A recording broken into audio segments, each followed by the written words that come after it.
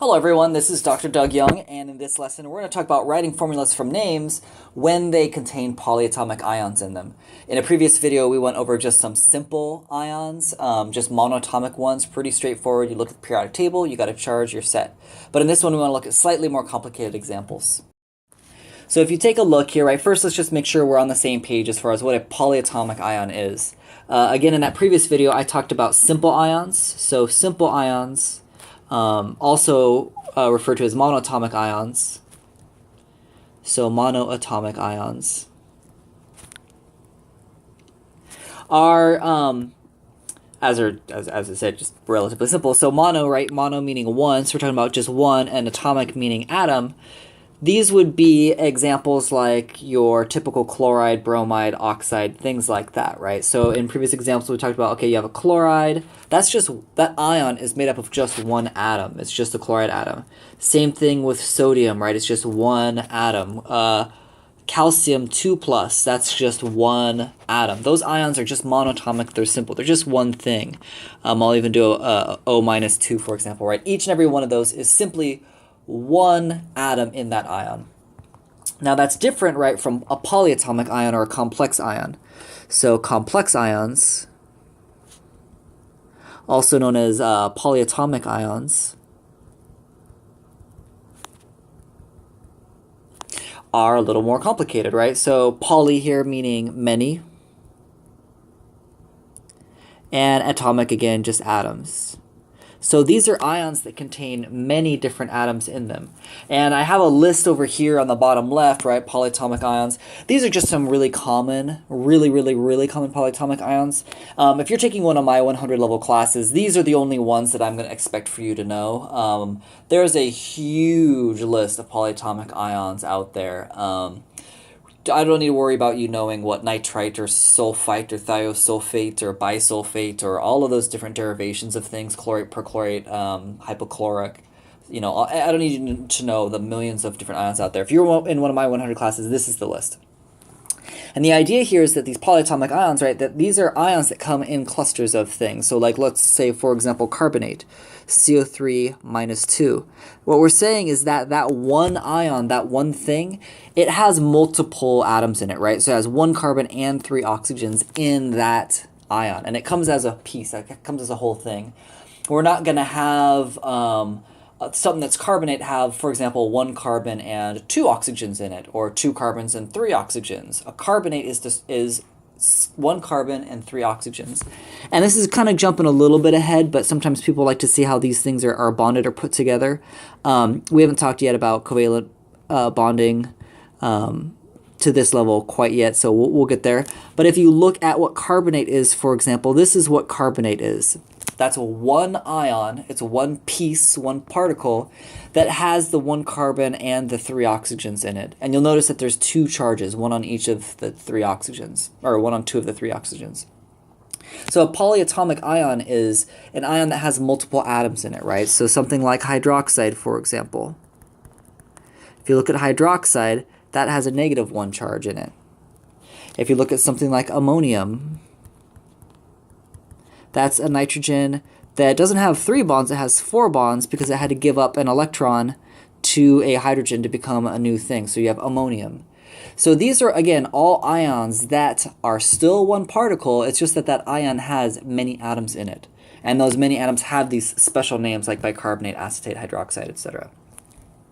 And what we can do is we're going to see that we just treat them like a monatomic ion. We can have 2 carbonates, we can have 4 hydroxides, we can have 1 ammonium. We can have as many of these as we want in order to make a compound overall neutral. So let's look at a bunch of examples. So if I take a look at sodium phosphate, right, here's a bunch of examples. I have my little chart over here on the right. If I look at sodium phosphate, I do the same thing. I know that sodium is Na+ because it's in group 1, just like we talked about in previous videos. And now I got my phosphate. That's the new thing. So I don't look at the periodic table to figure out what the phosphate is. I know that phosphate apparently is PO4 minus 3. So PO4 minus 3. So one phosphate has 1 phosphorus and 4 oxygens in it, and that overall there's 3 negative charges. And then I do what I did in all of the other examples, where I just need to make sure that my charges are all equal. So I have as many positives as I do negatives.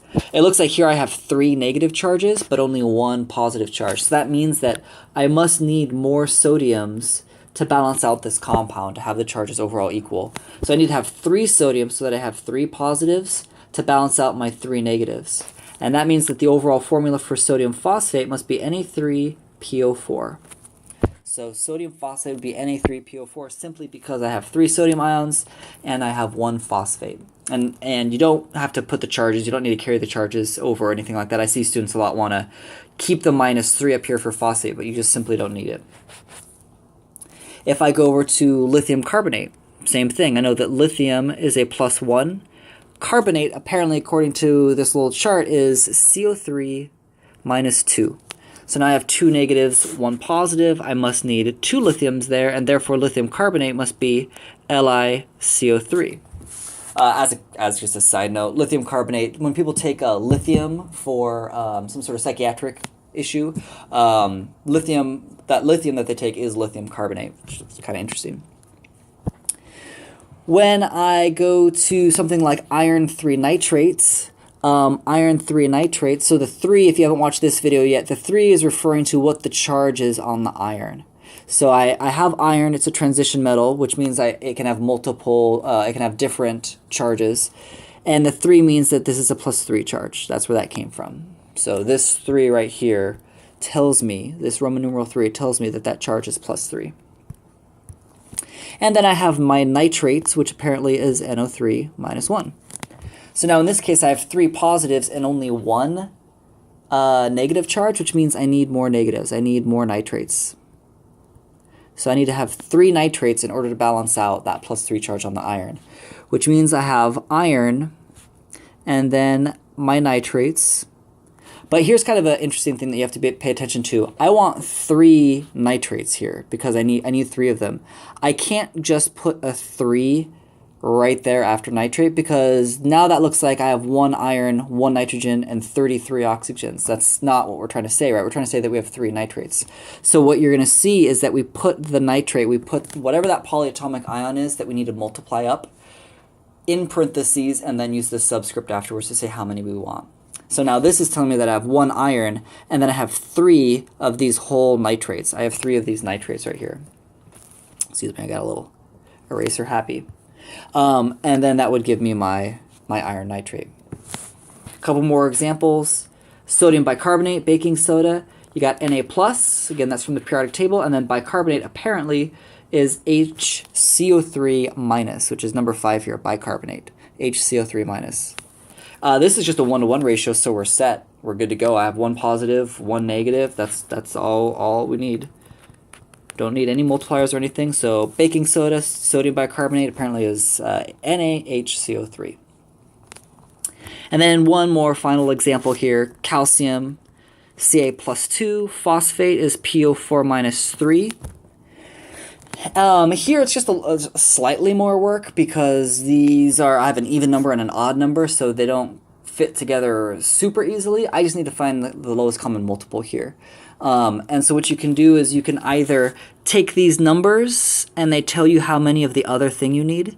So there's something called like the drop-in swap, where if you have calcium 2+, that's saying that you need 2 phosphates. And if you have phosphate -3, that 3 is saying that you need 3 calciums.